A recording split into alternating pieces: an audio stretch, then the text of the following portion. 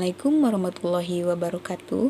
Perkenalkan, saya Radiatul Adawiyah dengan NIM 201201921 dari lokal PAI 6J.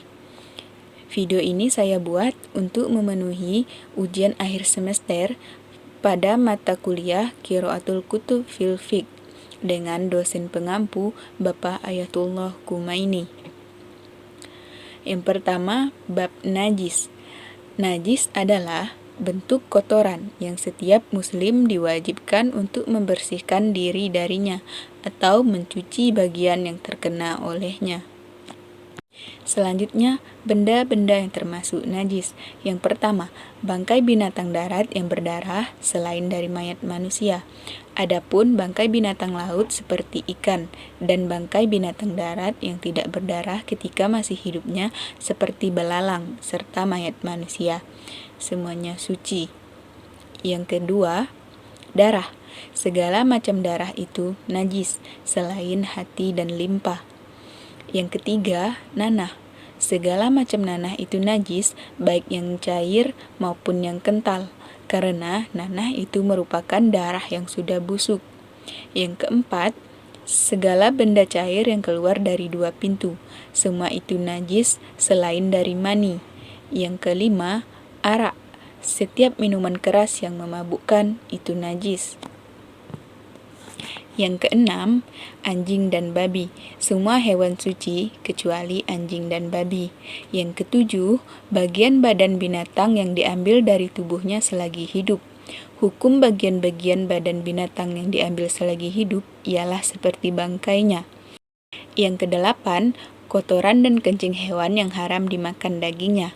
Setiap binatang yang tidak boleh atau haram dimakan dagingnya menurut syariat Islam seperti keledai, maka semua yang keluar dari binatang tersebut adalah najis, baik itu kotorannya maupun kencingnya. Yang kesembilan, hewan jalalah atau liar. Jalalah adalah hewan liar yang memakan kotoran, baik itu kotoran unta, sapi, kambing, ayam, angsa, dan lain-lainnya, sehingga hewan tersebut berubah baunya. Yang ke-10, khomar. Khomar menurut jumhur ulama dihukumi najis. Yang ke-11, wadi. Wadi adalah cairan kental yang biasanya keluar setelah seseorang selesai dari buang air kecil atau kencing.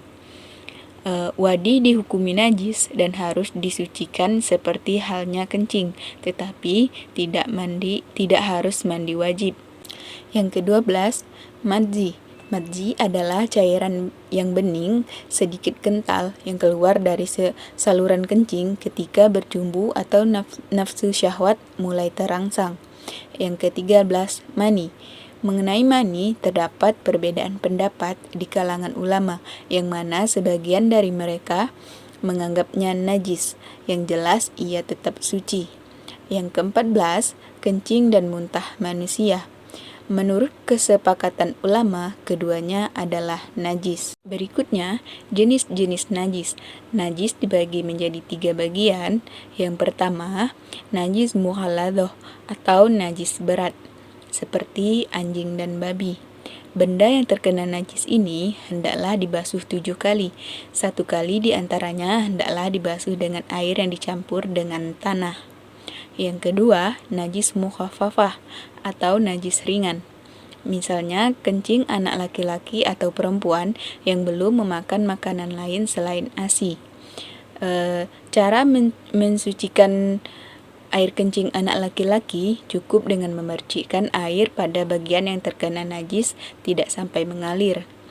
Cara mensucikan pada bagian anak perempuan, cara mensucikannya hendaklah dibasuh sampai air mengalir di atas bagian yang terkena najis.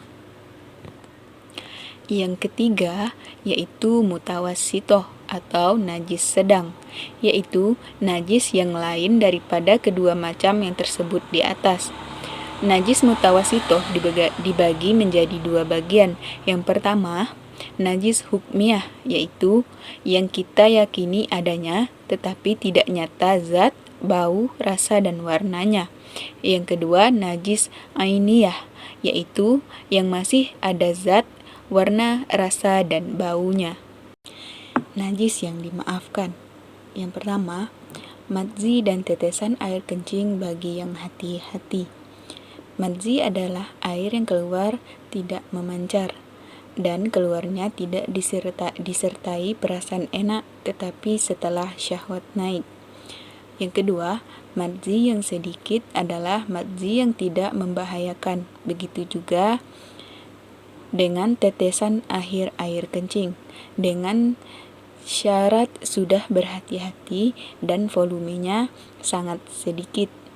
Yang ketiga, kencing dan kotoran sedikit pada keledai. Orang yang memelihara keledai pasti sangat susah menghindari kotorannya. Makanya, kotoran itu dimaafkan asalkan sudah berhati-hati dan volumenya sangat sedikit. Cara mencuci yang terkena najis. Pakaian atau anggota badan yang terkena najis wajib dicuci dengan air bersih atau air yang suci dan mensucikan. Sedemikian rupa sehingga zat najis itu hilang warnanya, baunya, dan rasanya. Itulah materi yang dapat saya sampaikan. Jika ada kesalahan, saya mohon maaf. Saya tutup dengan wabillahi taufik wal hidayah. Wassalamualaikum warahmatullahi wabarakatuh.